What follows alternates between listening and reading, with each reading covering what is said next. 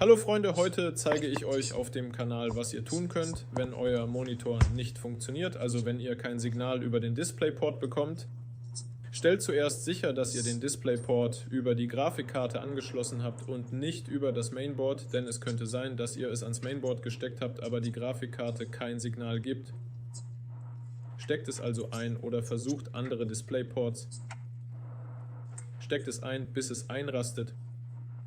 Wenn dann nach dem Starten des Computers eure Tastatur auf Caps Lock reagiert, wenn ihr da drauf drückt und eure Tastatur reagiert auf Caps Lock, auf diese Tasten, die diese Indikatorleuchten einschalten,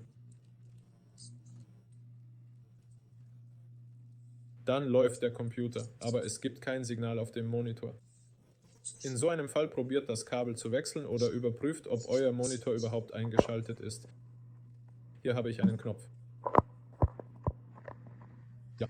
Also, wenn ihr es doch irgendwie geschafft habt, euren PC und Monitor zu starten, dann geht mit der rechten Maustaste in den Gerätemanager und setzt die Einstellungen des Videoadapters zurück. Dann aktualisieren wir die Treiber. Dafür wählen wir hier auf dem Displayadapter aus, klicken mit der rechten Maustaste auf Treiber aktualisieren und dann aus einer Liste auswählen. Ihr wählt aus der Liste aus und klickt auf Weiter. Danach startet den Computer neu und schaut mal. Wenn das dann nicht funktioniert, dann liegt das Problem wahrscheinlich am Monitor oder am Kabel. Das war's dann. Macht's gut, bis zum nächsten Mal.